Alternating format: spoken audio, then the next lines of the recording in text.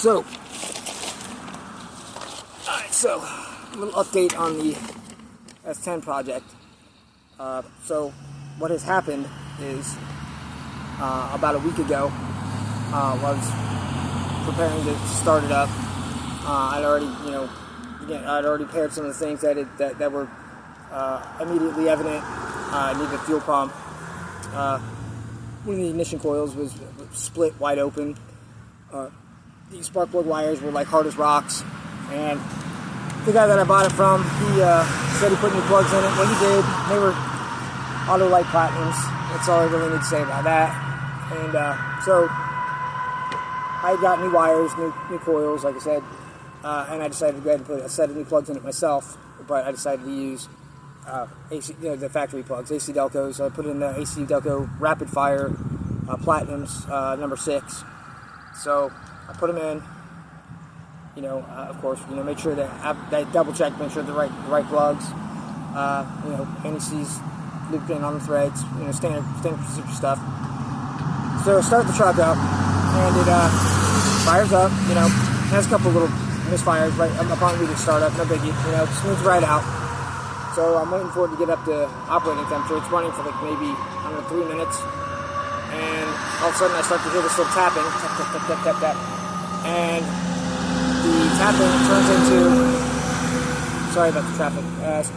The tapping turns more into a clapping. And I'm like, oh my god! It was loud enough. It sounded like a rod broke. So I go shut it down, and I'm like, man, what in the hell happened? And so I, just start sniffing around, see what happened. So, one of the first things I do is I pull the plugs. So I pull number 1, it's fine. I pull number 2, it's fine. I pull number 3, and I'm like, and it's not fine. I'm like, well, what happened? So, and I happen to have the spark plug with me right here. This is what came out of cylinder number 3. You can see a bunch of ceramics missing from up in there, the insulator. So, and all the rest of them look absolutely normal. Like a couple of barely fired plugs. So, I'm like, well, shit. Looks like I'm like, the spark plug broke. So I'm like, man, what am I going to do? And inside the cylinder, I get my borescope out, and I look inside the cylinder, and I still don't know what this is, but down inside the cylinder, there's a chunk of metal. When I say a chunk of metal, it's like the size of a cocoon, approximately an inch, and it's rolled. But as to what it is, I have no idea. There's no hole in the piston. The piston's beat up, but there's no hole in it. Hard to tell if it was even making contact with the spark plug, but I don't see any ring or anything, so, that tells me that there was no evident, striking of the spark plug with the piston. So, I'm like, what am I going to do? And I thought, well, this is AC Delco's, plug broke off and ruined my engine, so I'm like, well, let me call AC Delco. That's GM, so, I'm sure they've got to have something to say, And I'm like, what's the worst thing to say? Sorry about your luck. So, call them up. Actually, as a matter of fact, I was at work and had my buddy Sean, who works with me, who also has a YouTube channel, a very successful channel. He's got a great channel. As a matter of fact, when the time comes, well, hell, I may as well just tell you now. So his channel is Junkyards and Barn Finds with Sean. It's an automotive channel. He goes out, and we'll start it off. He would just go out hunting for vehicles, and find these treasures buried in barns and things like that. And it's progressed to where he goes to the auctions, and he deals with a lot of one-of-a-kind vehicles. And I'm talking factory one-of-a-kind vehicles, not people's creations or Frankensteins. I'm talking about actual factory cars that had some one-off specialty about them. It's a great channel. Definitely go check him out. Like his channels, subscribe. It's an awesome channel. But anyway, should we call up AC Delco? We start with customer service. I let Sean take over the phone because I'm figuring, he deals with a lot more people and these types of situations when it comes to products. So he tells them, I am Sean with Junkyard Barn Fight. So because the truck is, a project truck, for my channel / it's more like because we both have project trucks right now. In Sean's channel, he's doing a 95 F-150 that he bought. And basically, he's saying he's doing. Can we build this truck for $5,000? It's a project truck, $5,000 project truck, and it's going really well. Like, he's done some really good stuff to it already, and he's just getting started. So anyway, I'm building S10, which is basically a stock application. Anyway, so I digress. He talks to the customer service representative, and she immediately says, "Okay, well, let me transfer you over to warranty." And I'm like, all right, well, this is going somewhere. We've already been transferred to, sounds like the next tier of service. So we talked to warranty. We talked with a woman. I can't remember her name. She was absolutely great. She was great with us on the phone. She was patient. She had her own experiences to talk about. And she had told me that, okay, well, we're going to start a claim. We have area representatives, basically one in every state. And you will hear from your local area representative. Usually not right away. She said it can take up to 14 days. And I'm like, well, okay, whatever. I guess I got nothing but time. He called me, or I shouldn't say he called me. He messaged me that very day, that very evening, that afternoon. Asked me for asked me for a few things. A picture of the proof of purchase. Excuse me. The boxes that they came in. And I went ahead and sent the pictures of the plugs too. And he asked for a signed statement as to what it was that, in my words, in my opinion, that had occurred. Which I made a very detailed statement about it. So now that was on. I'd have to look, but that was about. I'm saying that was like 3 or 4 days ago. It was probably. It was Monday of last week, as a matter of fact. So, but I'm saying within 24 hours, their local representative had gotten a hold of me, and so I sent him. Like I said, I sent him the email with all the pictures and of what he's asking for, and he asked me. He's like, what do you want from GM? And I said, well, to be honest with you, the guy's name's Dino, real nice guy. I said, well, Dino, I'll be honest with you. The truck's got 200,000 miles on it, or close to it. I was like, I'm not asking for a new engine. I'm like, that would be absolutely absurd. If I got one, that would be just out of control awesome. I was like, but that's not what I'm asking of GM. I said, all I'm asking is basically just to start off where I left off. A used engine out of a junkyard. I told them our local yards had several of them available for between $5 and $5.50, which is a great deal for a used 4-cylinder engine. The imports obviously go for a lot more. Anyway, so I told them that that's all I expected. I was like, I'd just get the used engine and and maybe even a seal kit for it, before it's put in. And I said that I'm the tech I'll be the guy that's putting the engine in. I'm an experienced and accredited technician. I'm at that level where I can do that repair, of course. And he's like, all right. And he's like, well, I just need to get a repair order for that. So he goes, basically, here's what I do. He goes, I'm a paper pusher. He goes, I mainly, the majority of my job is collecting the required documents and paperwork from customers that have claims, and I fast forward it up to the guys up top, and I take orders from Ivory Tower, and they had the final say. Ivory Tower guys, he calls them. It's hilarious. Or the people in Ivory Tower. That's what he said. And so that's what I told him that I wanted. Now, so as far as a repair order, I'm like, well, shit. I'm like, this is a project truck for a channel, so there's not, it's not like there's a shop that it's at where there's a repair order, and I most certainly wasn't going to have it towed to the shop where, I'm going to pay money for a tow bill and stuff, and that's in my eyes, that's crazy. So I was like, I said to Sean, I was like, well, I can just write a repair estimate. I've got a repair order book, and I was like, I can give him a better rate than anybody, I'm sure. And he's like, no, don't do that. And he's like, go through an actual shop and have it done the right way. Have a real shop write up a repair order and tell them to make sure they write it up as if they're going to do it. In the event that GM says, okay, well, we'll send the check to that repair shop and we'll cover this much of it. I was like, you're right. So I called up my buddy Dave, who's the tippity top in service at Ford, at our local Ford dealership, that's where I cut my teeth at. I'm an 8-year Ford tech, and so he said, yeah, I'll get that done for you. But he's busy, I know, and things like that aren't really priority. So he didn't get me a repair order, well, not as of yet, which doesn't matter because last night I got an email from Dino. And he asked me if I'd gotten a repair estimate yet. And I said, well, no, I haven't. I'm working on it. And he said, okay, well, I'm going to be in Brooksville tomorrow. And because this guy apparently he lives like 3.5 hours away from our area.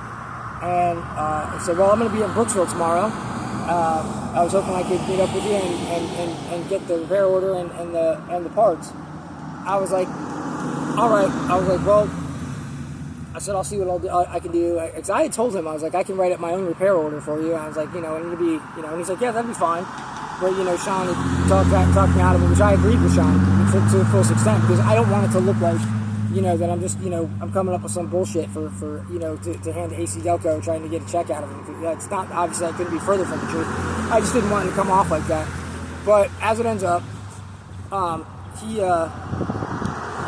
we hadn't gotten one yet. He's actually just messaged me. Dino did, and because I'm supposed to be meeting with him. So I was like, well, I'm gonna have to make my own repair order. So I got online and through a lot of silent cursing and whatnot, I found a repair order template that I actually really like, and I was able to save it, and I'll be using it from now on when I need to make repair orders. Fill it all out. It's really, it couldn't have gone better. The problem that I had actually was trying to save it somewhere in my phone or on my Chromebook where I could actually view it and send it as an email or a text or anything like that, because I couldn't figure it out.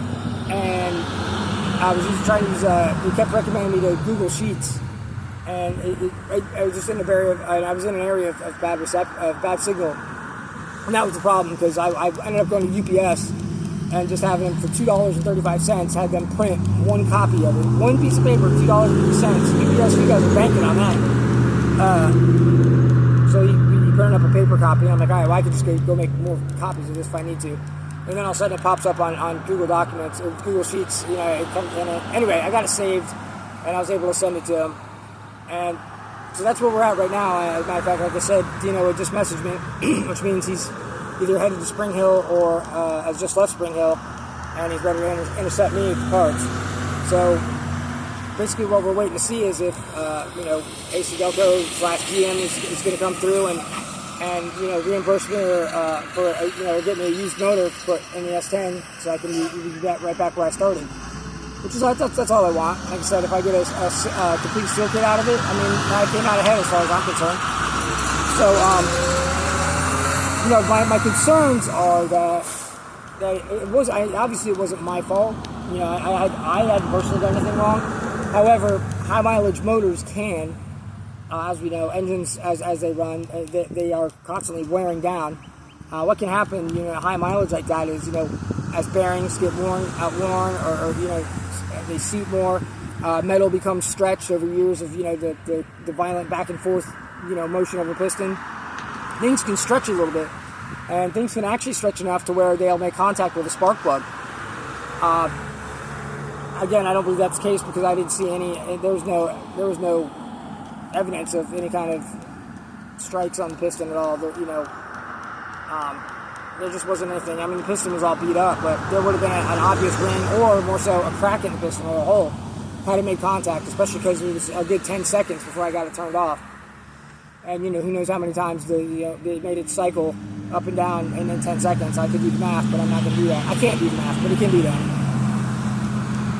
So that's my fear that somehow it's the engine's fault, and I'm hoping that it's not. I don't feel that it is, but there's obviously engineers out there that are they're going to take one look at the spark plug, probably know what it was. But because I'm obviously the porcelain got down in there, and whatever's in the cylinder right now, that cocoon-looking thing. You know, wasn't there before, and so we'll find out once these are gone and he's on his way with that. I'm probably gonna pull the head off, and so I can do a little more investigating. But that's where I stand right now. We stand right now with the S10 build. Is I'm needing to put an engine in it because the cylinder's all messed up. The valve face is all beat up. So we're gonna see how this plays out with GM, if they're gonna find themselves either part at fault and replace my engine for for $500, or who knows what. I'm not gonna make any negative suggestion. I think they're gonna do the right thing. So we'll see, but that's where we're at for now with it. Obviously, this is supposed to be my daily driver as well as a project. So I've got an insurance policy on it, so now I'll be paying a monthly insurance policy on a vehicle I can't drive. Excuse me. Matter of fact, I haven't even gotten tagged and registered and tagged yet, because it wasn't really why do that if it's not on the road. But you have to have in Florida, you have to have insurance. You have to show proof of insurance in order to register the vehicle. That way, there's no ifs, ands, or buts about if you're an uninsured motorist at that time anyway. So we'll see where GM goes with it. Obviously a large corporation, large American corporation.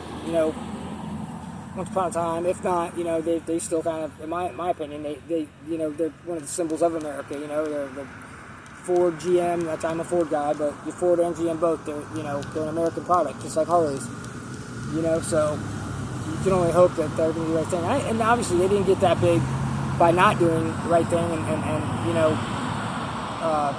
scraping up their messes, or fixing the mistakes of their products. So I think it'll be fine, but this is just basically part one, or I should say the big reveal of what happened to the S10, why it hasn't progressed, and why there hasn't been any more videos, and why there's now been an overwhelmingly large increase in the number of Zoe and Gojira videos, which you guys seem to really like.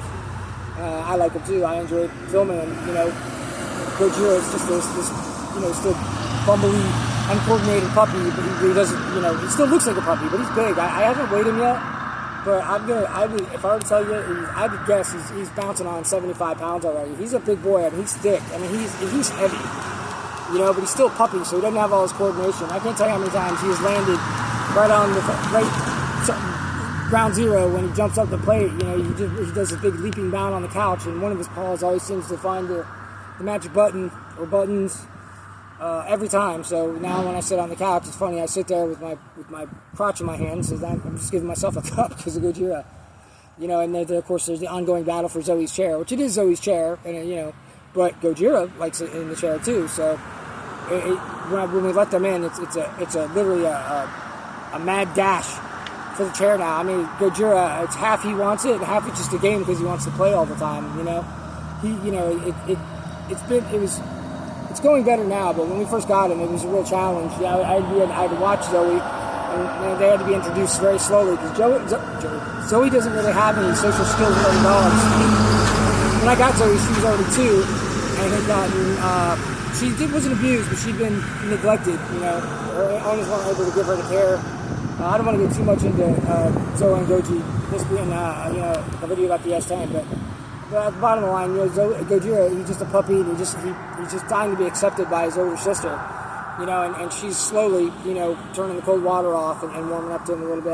I catch little moments of compassion, of Zoe acting like a family member to him. It's almost like she doesn't want to see it, but they're hilarious when they're out there together, because, Goji's relentless. He will not come off when he wants to play, like he's in Zoe's face constantly.